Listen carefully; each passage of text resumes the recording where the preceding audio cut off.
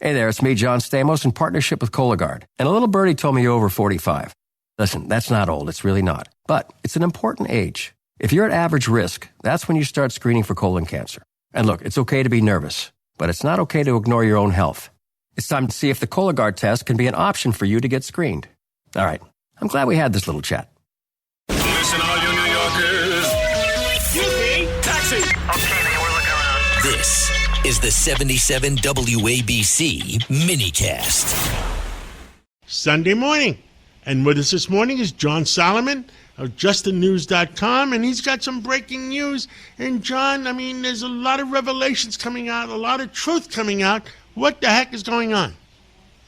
Oh, you aren't kidding. I think a lot of truth that was denied us for a long time is now coming front and center, and that's good for the country. It's good for getting it fixed, the things that we are concerned about, weaponization, foreign interference in our elections. The big revelation today is that the U.S. intelligence community, the National Security Agency, declassified some intercepts that show that in late 22, going into the 2024 election, as Joe Biden was ramping up his attacks on Donald Trump by trying to get him prosecuted, the Ukrainian government of President Zelensky was talking to USAID workers. That's the American Foreign Aid Agency, trying to route a large grant to Ukraine that would be routed through and back to the United States and then laundered into Joe Biden's campaign and the Democratic National Committee. Now, these are raw intercepts.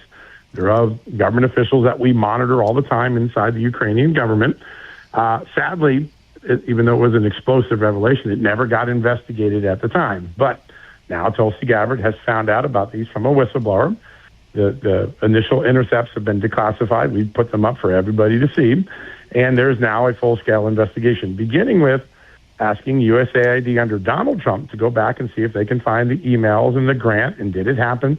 Was taxpayer money routed and laundered into a Democrat campaign? We don't know yet. We know they were discussing it. They had a plot.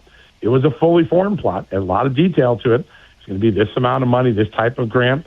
These are the American companies that'll route the money when they get it. And there's going to be several subcontractors between. So the plot was fully developed when the NSA intercepted these conversations.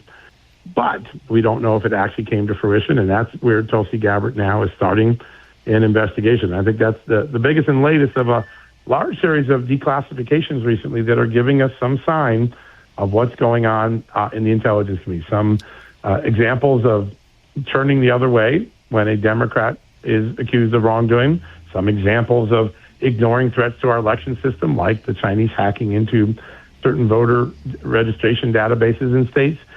You see that politicization that John Ratcliffe says he's determined to stamp out, but in an earlier era, it does seem to have been very, very prevalent. I mean, did this always happen, John Solomon, or just in the last 10 years? I mean, I'm scratching my head. Yeah. I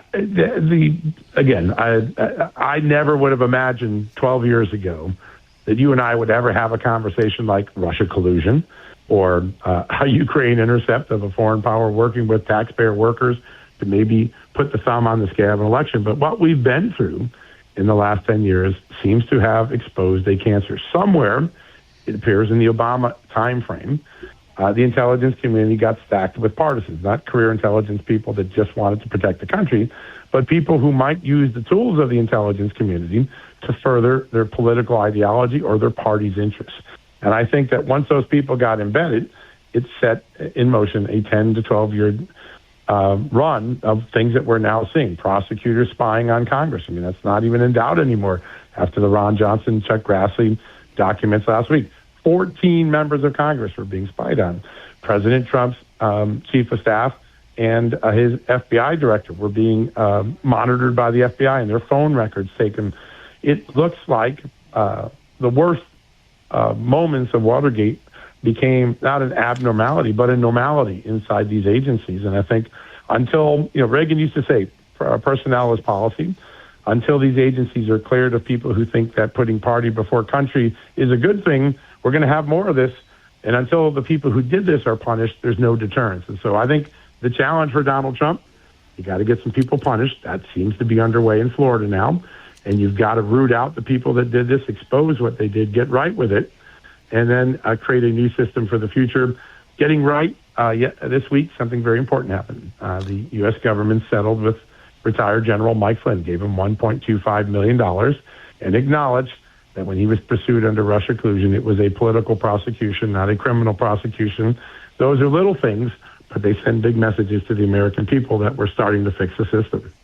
Well, I mean, I just can't believe it. Now, in California, were you involved in that scandal that's going on with the votes, 600,000 votes or something?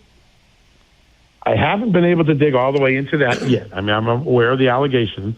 We haven't looked at that. I'm working on another California story that I think will be big in the next 10 days, where a foreign power may have been directly working with a California significant political figure, someone who's very prominent and very influential in the world. And so when we get to the bottom of that, we see it. California is a gold mine of opportunity for accountability. We know there's a lot of welfare fraud. We know there's a lot of entitlement fraud. We know there's concerns about the way they do their elections. We know that there are concerns that their voter rolls are dirty. That's why Harmeet Dillon is fighting to get access to it and clean it up. So I think California is going to be the land of gold when it comes to a discussion about accountability. The specific election allegations out there, I have not been able to get a deep enough dive yet to make an assessment whether they're true or not, but definitely aware of them. Sunday morning, what other things are troubling you that you're going to be looking into in the future? Yeah, that's a great question. I'm going to put a radar mark on one thing. I think we all should be keeping our eyes on the Miami U.S. Attorney. Jason Quinones has been given the task of looking at the decade of weaponization and figuring out what crimes committed and who should be prosecuted. And as that goes on, we continue to have new things sent his way. This week, the head of the Federal Housing and Finance Administration, Bill Pulte, sent 2 criminal referrals for New York's top cop, Letitia James, the Attorney General. He's going to get that case. That case alleges that she may have committed insurance fraud by filling out a false application for homeowners insurance. But all things are centering now down in one prosecutor. He's sort of going to be the government conduct prosecutor. And 2 things happened very quietly in Washington last week. The House transmitted a whole bunch of evidence about John Brennan, the former CIA director, and the Senate was asked and agreed, they just haven't done it yet, transmitted their evidence. That is a clear sign that the Miami U.S. Attorney's Office is investigating him on the 2 counts that Jim Jordan referred him for, which is lying to Congress and obstructing a congressional investigation. If John Brennan were to be the first significant indictment of the weaponization investigation, it would have a really profound effect. All signs are indicating that a decision on whether to prosecute him is just a few short weeks away.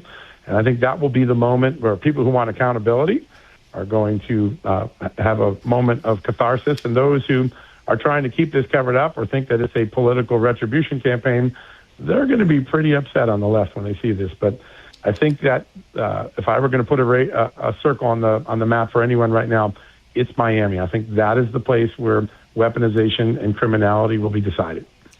Well, John Solomon, thank you so much for everything you do, and we got to get down to the truth of it and just have equal justice for all. That's what we all stand for, and that's what America stands for. And thank you so much for what you're doing. We'll catch up again real soon. We will, John. Thanks so much. On behalf of my family, I grew up in New York. What you've done for WABC is just amazing. My whole family, hundreds of miles around New York City, listen every day now. What you've done for media and for truth is an amazing accomplishment. So on behalf of my whole New York side of the family, thank you. Thank you so much, and we'll catch up again. Thank you. Sounds good, sir.